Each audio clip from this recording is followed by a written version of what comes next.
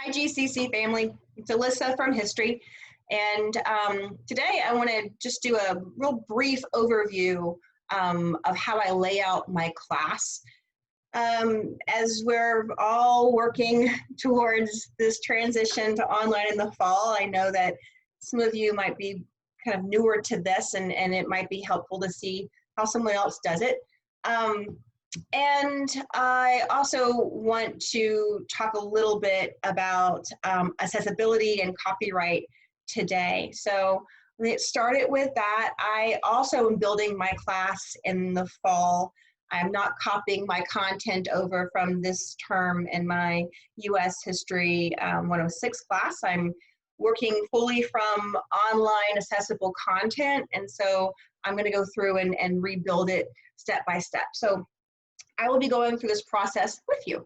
That being said, let me share with you stop showing myself and share with you my screen here. So we start here in the course redesign milestones page. Hopefully by the time that you see this page, there's more content already built into it. But Gary and I are just getting started. So you'll be able to see how this develops as well over time. But I want to start with my 106A. This is my fall course. This is what your course looks like as well when you open it up. Of course, it has a different title, of course. But you'll see that there are these weeks that are broken out for you already. And so what we want to do first off is turn on the editing here. Now, before I start working on laying out my class, I already have my syllabus pretty much outlined. Some of the assignments and some of the resources will change for me because I do use online information, and so sometimes things are no longer available. But let's just start here with my syllabus.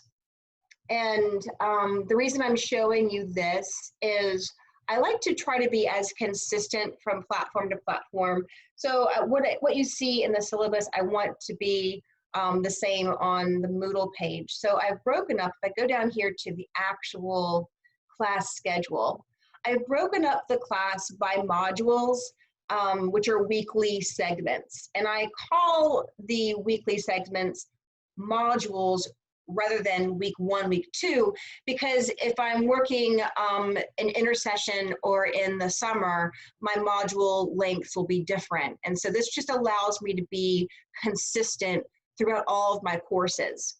So once I've broken the weeks up and I have put a title with them and I have my information, I can begin to put this into the Moodle page. And if I just copy the what's in the syllabus and paste it in, then I know it's going to be consistent. So going back over here to my class.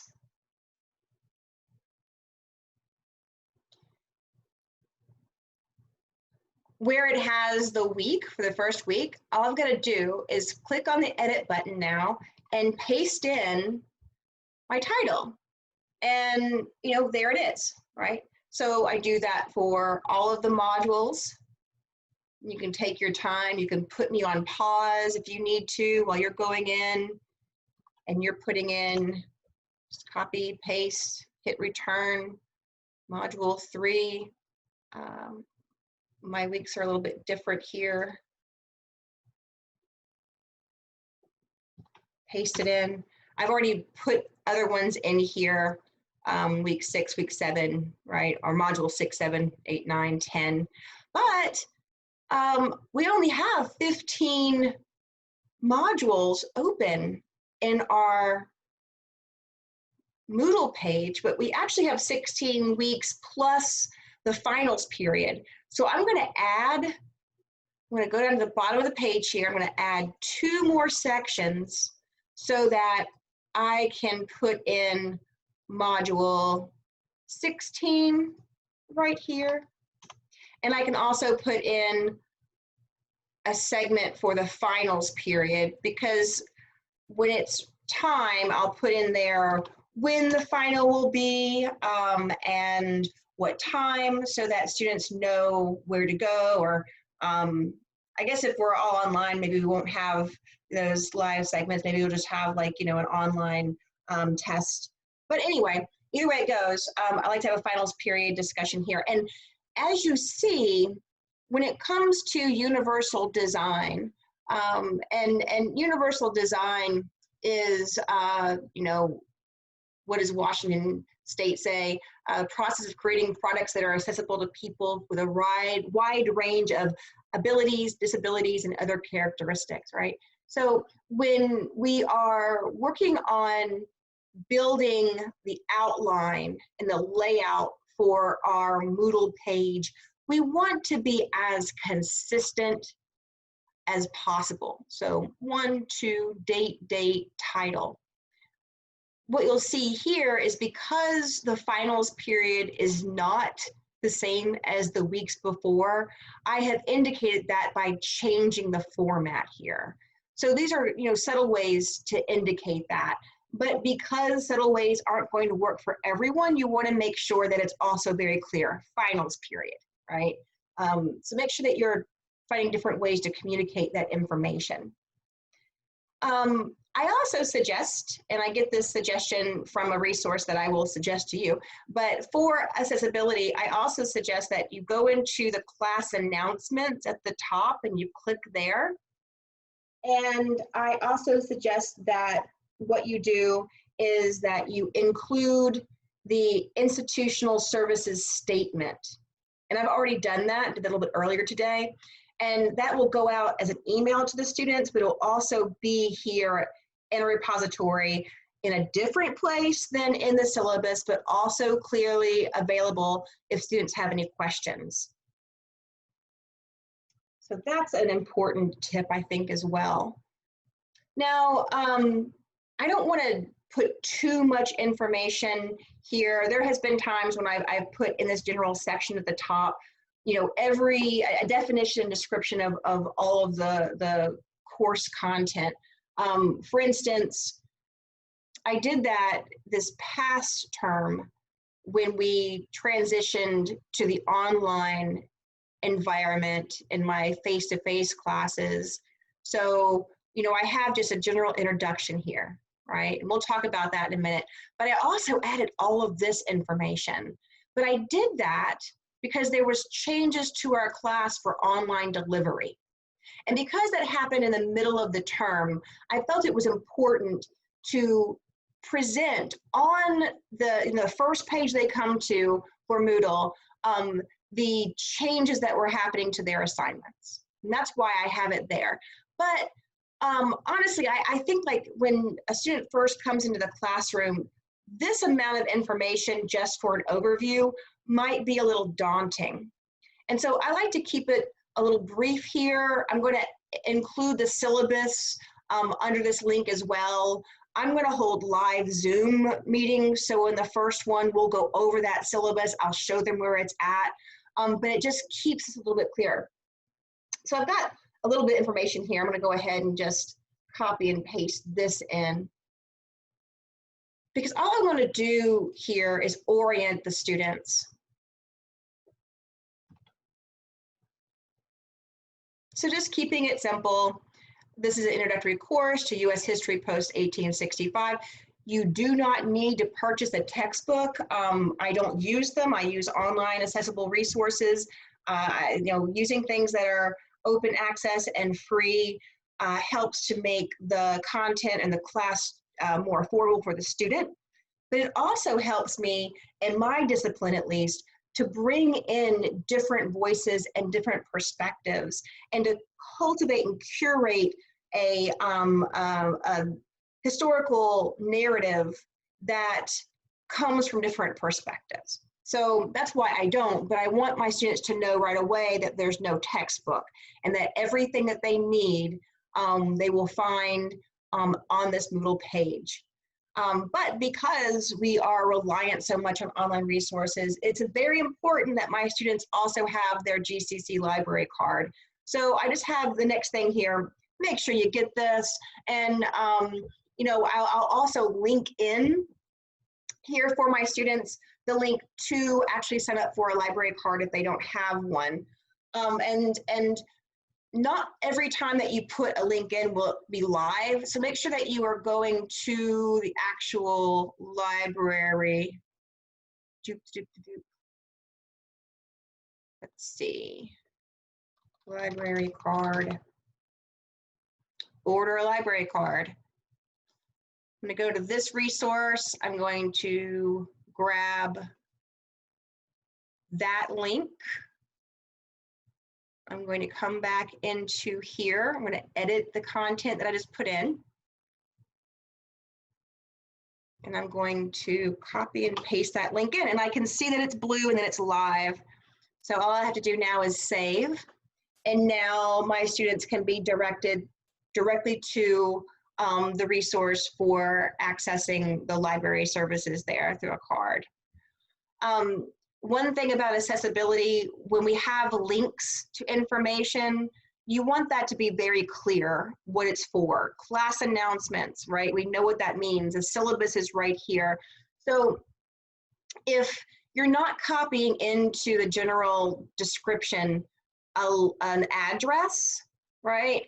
If you're actually adding information and giving it a name, make sure it's a clear name. And we'll do that when we add resources in the next module. But for now, you know how to add a live link and think about, you know, how you might want to address the students at the beginning of the class. Of course, be creative. You can use images. It's great to, you know, pull in your students. We all have our own tastes and preferences there. I'm just trying to keep things clear and concise because this is going to be, some of our students are going to be the first time online and some of them may be a little bit, you know, hesitant. Here we go. Our class will follow a weekly Monday through Sunday module format. Just putting it straight out there. You are expected to participate consistently through the entire course. Each module, telling you what you're going to see. In each module, you'll have a weekly discussion, your assigned readings, and activities and assignments. So we add our syllabus here under the link. I've done that as well already, but when you come in here, you just hit the edit button and you can drag and drop, or you can search for your file and then you save it. You want to make sure you're saving it in PDF. So I have to come back and do that. So there's some uniformity, you know, just a way to kind of, you know, bring the class to orient people at the beginning of the class. I like to also use this section where it says add activities and resources under the general tab. I like to put important information that the students will need throughout the term, but I don't want to overwhelm them. And what I mean by that is a good example is my Indigenous history course. We are, you know, scaffolding in that class. So where we begin is not where we end when it comes to the kind of resources that we're using. And I don't want to overwhelm my students, but I want to have a repository there that I can access. So here is my Indigenous history course. There's a description there. There's that link. It's not live right now. I have to correct that. You see my upcoming office hours. I have a URL because I'll be holding office hours via Zoom. And if you have Zoom and you put a scheduled meeting in that is going to repeat throughout the term, that link will stay live for you. And you can just paste it right in here. And then you can have your set office hours, or you can change your office hours. But no matter when you go, that Zoom link will be live for you and for your students. So that's a suggestion. But what you see here under that, in the same general section, are all these resources I was telling you about. And these become more important to us as we get into the second part of the term, and accessing extensive research and accessing these different websites becomes important. But if I had all of this showing for my students to begin with, it would be extremely overwhelming. So instead, if we take a look, I have most of this is closed. And, you know, what I've done, and we'll talk about this next module as well, but I've just added, you know, a link, and then I have just, instead of showing it here, I've chosen to hide it. So this is what it looks like usually when you put it in. If I hit hide, what that means is that the students can't see it. And so when they first come in, they don't have all of this overwhelming information. Instead, they have just a brief general introduction. They have the office hours here. And then they have links that are to the descriptions for the final project, for rubrics. I'll also include these rubrics and descriptions in the module itself when the assignments come due. But I like to have a repository at the beginning of the class, at the top of our Moodle page, where students know that if they have forgotten what is expected in an assignment, they can always come to this section and it will be there. You could also include that under your syllabus and other documents if you wanted to as well. But I just like to have as many things up front as possible. We don't want to complicate the process by requiring that our students dig very far, right? So the more links they have to link to get to something, the more complicated it becomes. So keeping it simple is a good idea, but you also don't want to overwhelm them with the information. So that's what it looks like here. Let's go back to the class that I'm building. My general information, I will have additional resources here, but that's not for right now. All we want to do for this check-in point, our milestone, is to get our titles in and to get our introductory content for each week in. Okay, so that's what we're going to work on now. And then hopefully by July 1st, you'll be prepared to think about how you might use online resources in the classroom. And you can come back and look at that next module training. But for now, right, we just want to talk about the beginnings. And so I like to have an image for each week that kind of signifies and gives the students kind of an overview and idea of what we're going to be addressing. And then I like to also give them a weekly overview of content.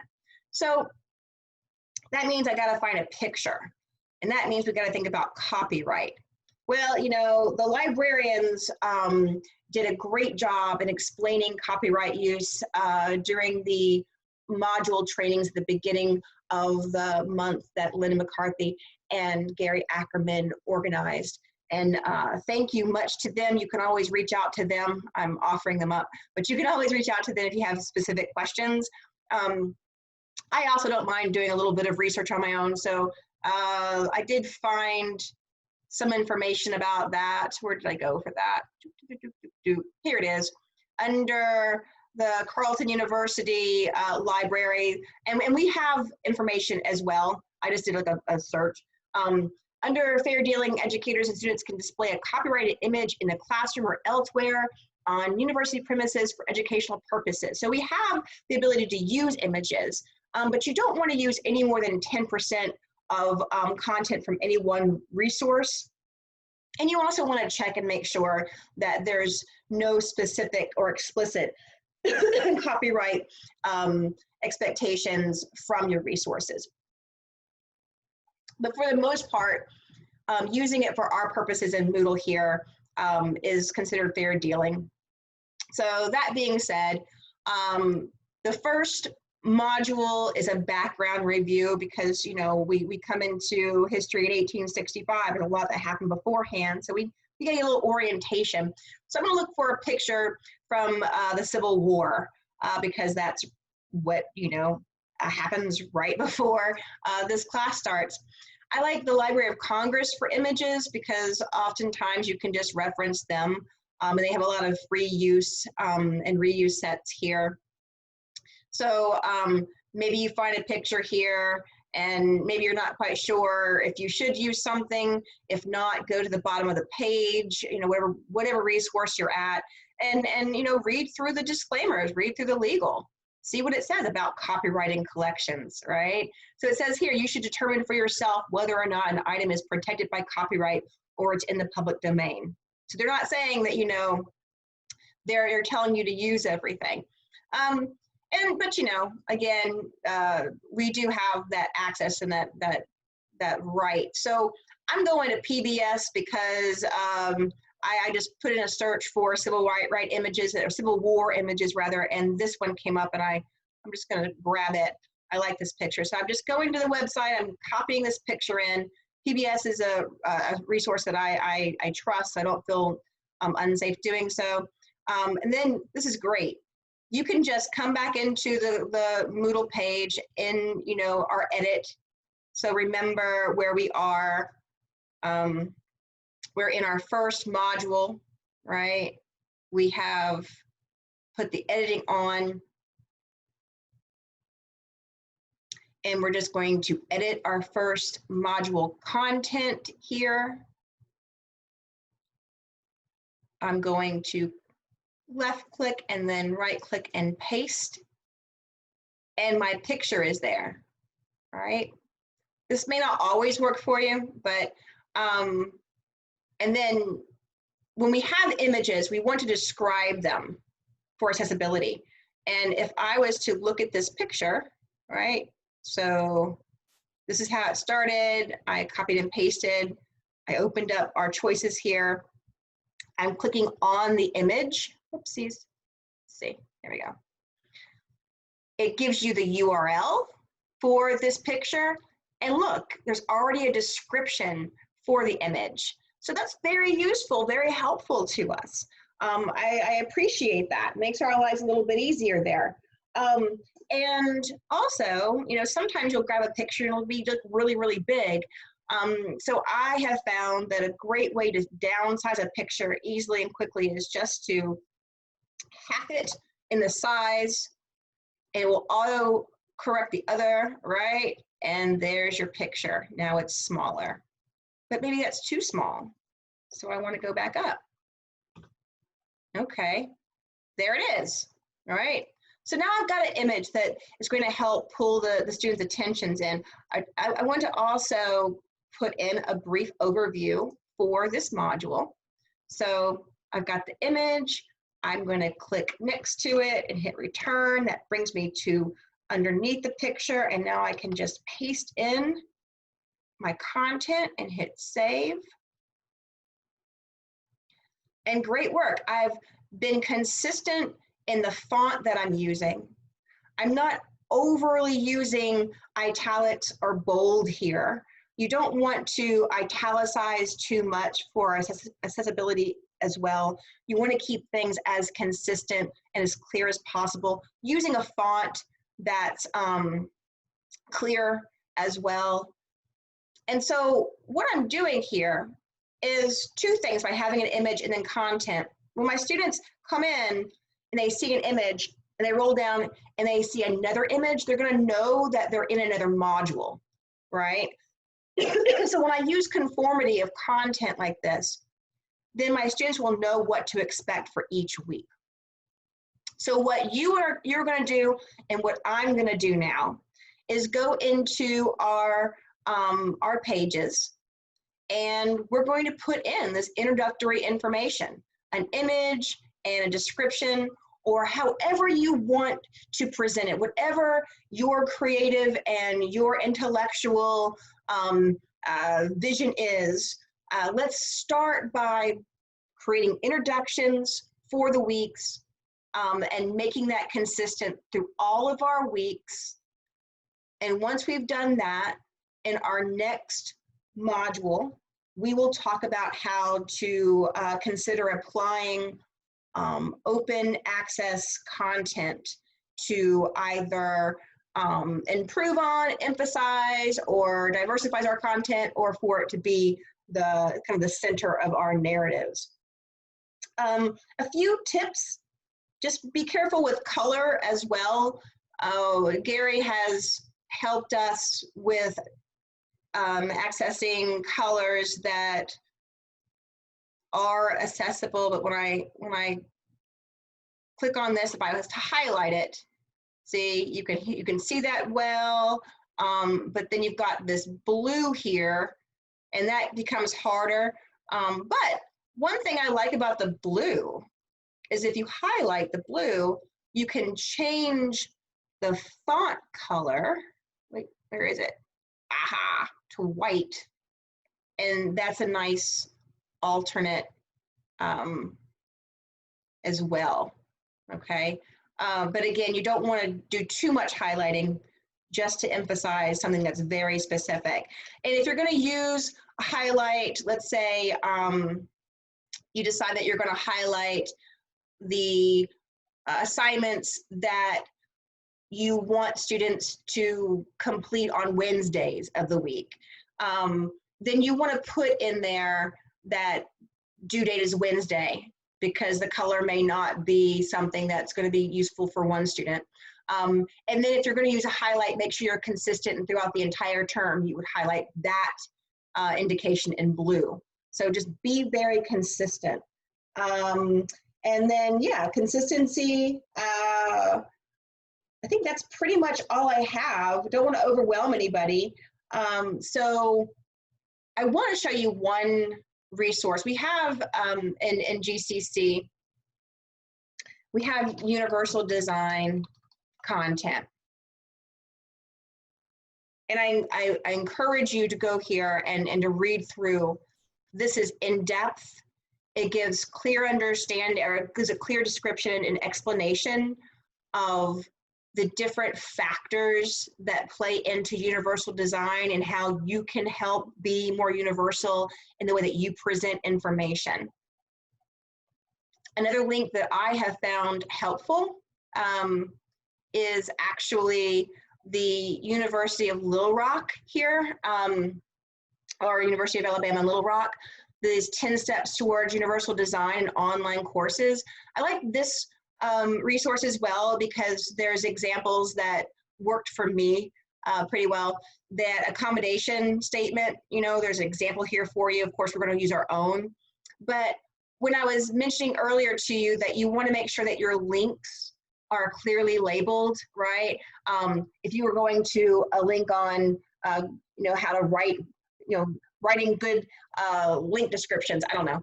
You would put that here where as if you put click here, where you're going is not as clear, right? So if you're going to go to writing good link descriptions, it's really useful to put a specific title or the address of where you're going if you can't change it to be a title like this. So don't be general, be very specific and concise.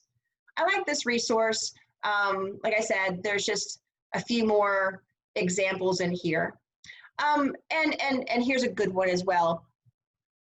If you're going to use colors, then try to diversify. If you're using colors to distinguish between different types of information, try to change not only the color, but the shape as well.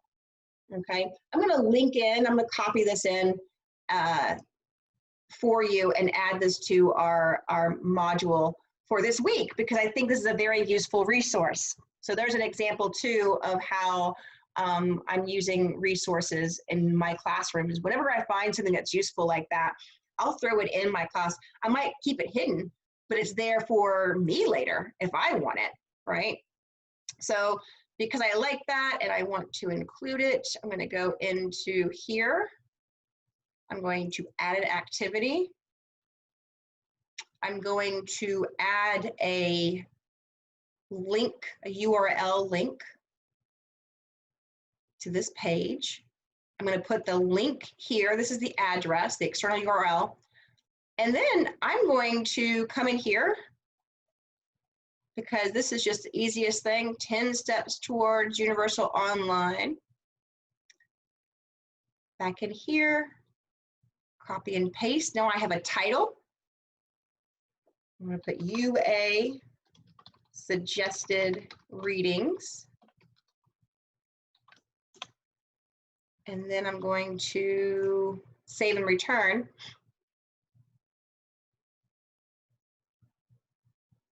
Not quite sure, I got 2 of them. I'll delete that one. I'll hide this, right? I'll open it back up again. But yeah, University of Alabama suggested reading 10 steps towards universal design of online courses. So you know exactly where you're going.